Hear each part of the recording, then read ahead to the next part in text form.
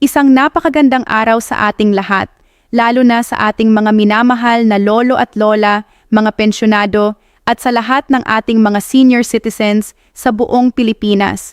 Maupo muna kayo ng maayos at pakinggan ang napakahalagang balita na dala ko para sa inyo ngayong Abril 2026. Dahil sa video na ito, ibubunyag natin ang lahat, ang eksaktong mga petsa ng pagpapalabas ng inyong pensyon mula sa SSS, GSIS at DSWD. Hindi lang iyon, tatalakayin din natin ang mga bagong benepisyo, ang mga importanteng babala laban sa fake news at kung paano nyo masisiguruhing hindi masususpinde ang inyong pensyon.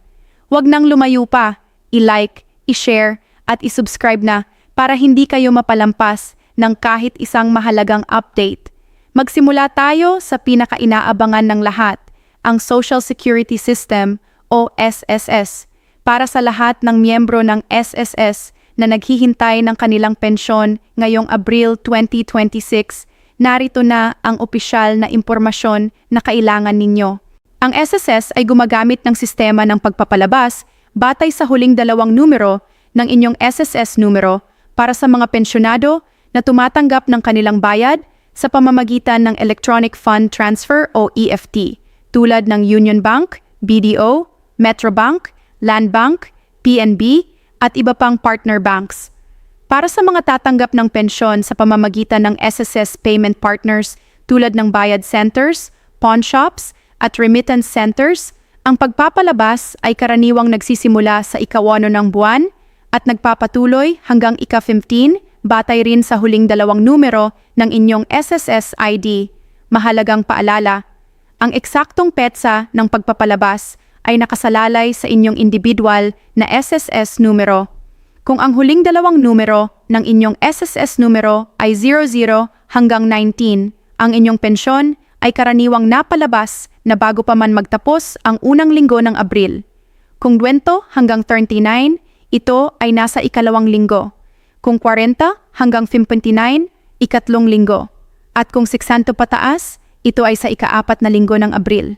Para sa mga miyembro na gumagamit ng My SSS Portal or SSS Mobile App, maaari ninyong suriin ang status ng inyong disbursement ng real-time. I-login lamang gamit ang inyong registered email at password, pumunta sa Member Inquiry at piliin ang Pension Loan and Contribution. Doon ninyo makikita ang pinakabagong status ng inyong bayad. Kung hindi pa kayo nakatanggap ng pensyon sa inaasahang petsa, huwag agad magpanik. Makipag-ugnayan sa pinakamalapit na SSS branch o tumawag sa SSS hotline sa 1455 para sa tulong. Laging dalhin ang inyong SSS ID at valid government ID para sa mas mabilis na serbisyo. Ngayon, pag-usapan natin ang isa sa pinakamagandang balita para sa ating mga SSS pensyonado, ang SSS Pension Reform na nagbibigay ng taunang pagtaas sa inyong pensyon. Ayon sa pinakabagong mga regulasyon, ang mga pensyonado na tumatanggap ng retirement pension at disability pension mula sa SSS ay makatatanggap ng 10% o 10% na pagtaas sa kanilang buwanang pensyon taon-taon mula 2025 hanggang 2027.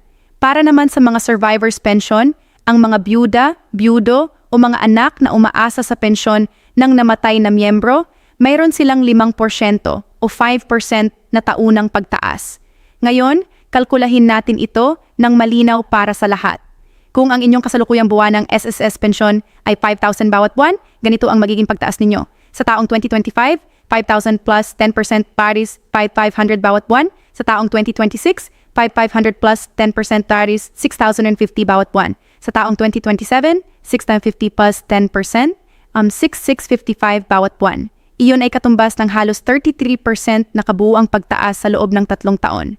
Sa madaling salita, kung ngayon ay 5,000 ang inyong pensyon, sa katapusan ng 2027, ito ay magiging higit sa 6,600 bawat buwan. Hindi ito biro, ito ay malaking tulong para sa ating mga pensyonado. Para sa mga survivors pension naman, kung ang inyong buwanang pensyon ay 3,000, sa 5% taunang pagtaas, ito ay magiging 3,150 sa 2025, 3,307 sa 2026 at 3,472 sa 2027. Kahit maliit ang pagtaas sa bawat taon, ito ay malaking tulong sa ating mga byuda at byudo. Para sa ating mga dating empleyado ng gobyerno at kanilang mga asawa, nandito na ang mabuting balita mula sa Government Service Insurance System o GSIS. GSIS release dates para sa Abril 2026. Ang GSIS ay nagpapalabas ng pensyon sa pamamagitan ng GSIS e-card, Land Bank ATM, at iba pang payment channels. Para sa Abril 2026, ang pensyon ay karaniwang na credit na bago matapos ang ika-15 ng buwan para sa karamihan ng mga pensyonado. Ang eksaktong petsa ay depende sa inyong uri ng pensyon at payment mode. Malaking balita ukol sa cohabitation rule. Isa sa pinaka-controversial na patakaran ng GSIS noon ay ang cohabitation rule, kung saan ang isang surviving spouse na nagsimulang mabuhay kasama ang bagong kasama nang hindi opisyal na ikinasal ay nawawalan ng kanyang survivorship pension. Ngunit nagbago na ito. Ang GSIS ay nagpapatupad na ng bagong patakaran na nag-aalis ng cohabitation rule bilang dahilan para masuspinde ang survivorship pension. Ibig sabihin, kahit ang isang byuda o byudo ay may bagong kasama sa buhay, hindi na ito dapat maging dahilan para mawala ang kanilang pensyon. Survivorship pension cap, inalis na. Noon, may limitasyon ang survivorship pension ng GSIS. Hindi maaaring lumampas ang natanggap sa isang tiyak na halaga. Ngunit sa pamamagitan ng mga bagong reforma, inalis na ang cap o limitasyon sa survivorship pension na nagbibigay daan sa mga naulilang asawa na makatanggap ng mas malaking tulong mula sa gobyerno. Ito ay isang makasaysayang pagbabago para sa lahat ng miyembro ng GSIS at kanilang mga pamilya. Para sa mga katanungan tungkol sa inyong GSIS pensyon o kung nais ninyong malaman ang status ng inyong account, maaari kayong makipag-ugnayan sa GSIS helpline sa 1800-8847-4747 toll-free o bumisita sa pinakamalapit na GSIS branch sa inyong lungsod o probinsya. Para sa ating mga pinakanangangailangan sa ating mga lolo at lola, ang mga indigent senior citizens na 60 taong gulang pataas, mayroon tayong napakagandang balita mula sa Department of Social Welfare and Development or DSWD. Ang DSWD Social Pension for Indigent Senior Citizens ay isang programa ng gobyerno na nagbibigay ng pera sa mga mahihirap na matatanda na walang regular na kita, walang pensyon mula sa SSS o GSIS, at walang permanenteng mapagkukunan ng kabuhayan. Ang malaking pagbabago sa ilalim ng pinakabagong batas at direktibo ng DSWD, ang buwanang stipend o tulong pinansyal para sa mga qualified na indigent senior citizens ay dinoblo, mula 500 hanggang 1,000 bawat buwan. Ibig sabihin nito, ang isang lolo o lola na kwalipikado sa programa ay makatatanggap na ng 1,000 bawat buwan o 12,000 bawat taon. Ang bayad ay karaniwang ibinibigay ng quarterly o bawat 3 buwan, kaya ang inyong inaasahang tatanggapin bawat disbursement ay hanggang 3,000 sa isang pagkakataon. Para sa Abril 2026, ang DSWD ay nagpapatuloy ng kanilang regular na disbursement schedule. Ang mga senior citizen na naka-enroll na sa programa ay dapat ay nakatanggap na ng kanilang bayad o makakatanggap sa loob ng Abril. Kung hindi pa kayo nakakatanggap, makipag-ugnayan sa inyong lokal na OSCA o Office for Senior Citizens Affairs o sa pinakamalapit na DSWD Field Office sa inyong lugar. Paano mag-apply sa DSWD Social Pension? Una, pumunta sa inyong lokal na OSCA at i-verify kung kwalipikado kayo batay sa income at katayuan sa buhay. Ikalawa, ihanda ang mga sumusunod na dokumento: birth certificate, valid ID, at barangay certificate of indigency. Ikatlo, isumite ang inyong aplikasyon sa OSCA o DSWD at hintayin ang verification at approval.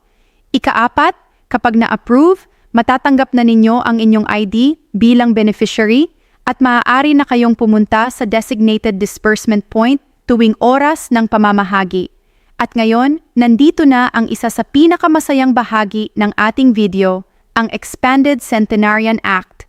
Para sa ating mga lolo at lola na nakarating sa espesyal na mga anibersaryo ng kanilang buhay, meron kayong espesyal na regalo mula sa inyong gobyerno. Sa ilalim ng Republic Act 1868 o ang Centenarian Act of the Philippines na pinalawak ng mga susunod na batas, ang mga Pilipinong senior citizen na umabot sa mga sumusunod na edad ay makakatanggap ng espesyal na cash gift mula sa pamahalaan 80 taong gulang, 10,000 cash gift, 85 taong gulang, 10,000 cash gift, 90 taong gulang, 10,000 cash gift, 95 taong gulang, 10,000 cash gift, 100 taong gulang, at bawat taon pagkatapos, 100,000 cash gift at iba pang espesyal na pagkilala. Paano mag-claim ng centenarian cash gift?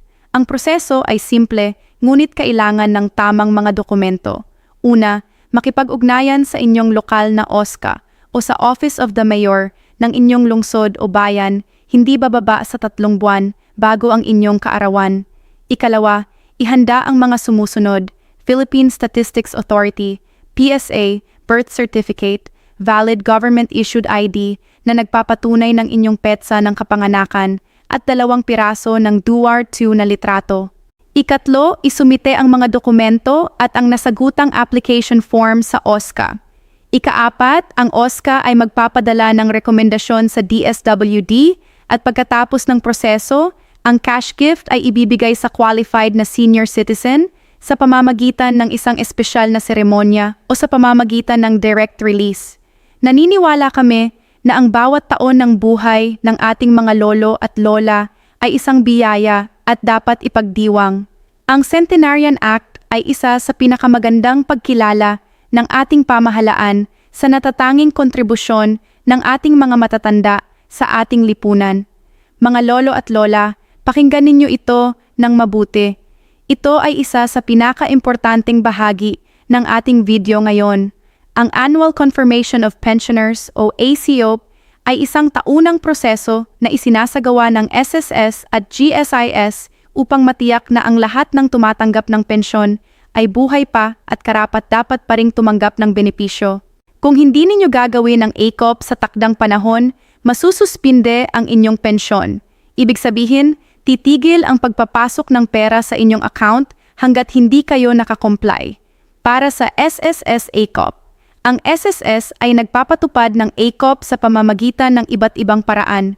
Maaari itong gawin online sa pamamagitan ng My SSS Portal, personal sa pinakamalapit na SSS branch, o sa pamamagitan ng mga accredited partner outlets. Para sa online na paraan, pumunta sa SSS website, i-login sa inyong account, hanapin ang ACOP section, at sundin ang mga hakbang na ibinigay. Kailangan ninyo ng valid ID at inyong pension details.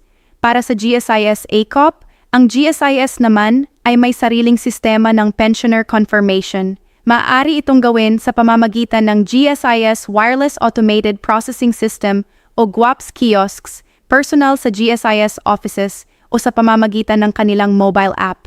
Ang GSIS ay naglalabas din ng ACOP schedule bawat taon, kaya suriin ninyo ang kanilang opisyal na website o Facebook page para sa mga updates. Importanteng paalala, kung ang isang pensyonado ay hindi physically capable na pumunta sa isang opisina para sa ACOP, maaaring isang authorized representative o kamag-anak ang pumunta para sa kanya, kasama ang notarized special power of attorney at mga kinakailangang dokumento. Makipag-usap sa inyong SSS o GSIS branch para sa detalye ng prosesong ito.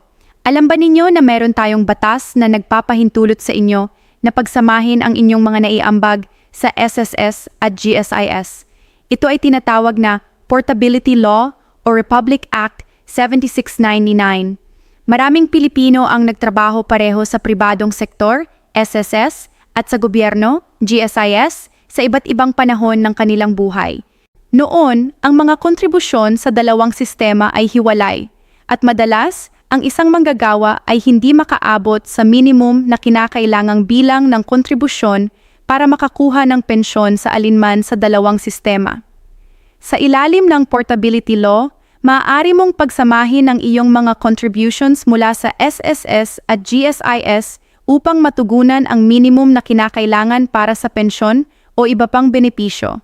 Halimbawa, kung mayroon kang 80 buwan ng kontribusyon sa SSS at 40 buwan sa GSIS sa ilalim ng Portability Law, maaari mong pagsamahin ang 120 buwan na ito upang ma-qualify para sa SSS Retirement Pension. Paano gamitin ang Portability Law? Una, makipag-ugnayan sa SSS o GSIS at ipaliwanag ang inyong sitwasyon. Ikalawa, Humingi ng inyong statement of account o kontribusyon mula sa parehong SSS at GSIS. Ikatlo, isumite ang dalawang dokumento sa alinmang sistema, SSS o GSIS, kung saan kayo mag-a-apply para sa pensyon, kasama ang isang kahilingan para sa portability. Ikaapat, ang ahensya ay magve-verify ng inyong combined contributions at magpapasya kung kwalipikado na kayo para sa benepisyo. Ang proseso ay maaaring tumagal ng ilang linggo o buwan, kaya simulan ninyo ito ng maaga. Mga mahal ko sa buhay, pakinggan ang seksyong ito ng mabuti. Ito ay isa sa mga pinakaimportanteng babala na ibabahagi ko sa inyo ngayon. Sa mga nakaraang buwan, lumaganap ang isang mapanganib na fake news at scam na nagtatarget sa ating mga pensyonado at senior citizens.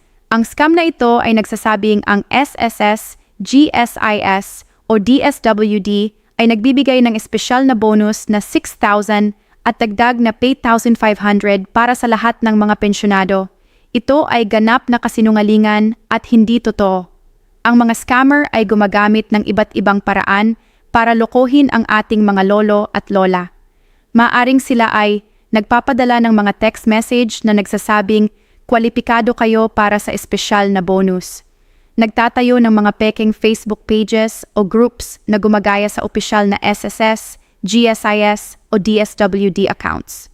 Humihingi ng inyong personal na impormasyon tulad ng SSS, GSIS number, bank account o PIN para daw ma-verify ang inyong eligibility.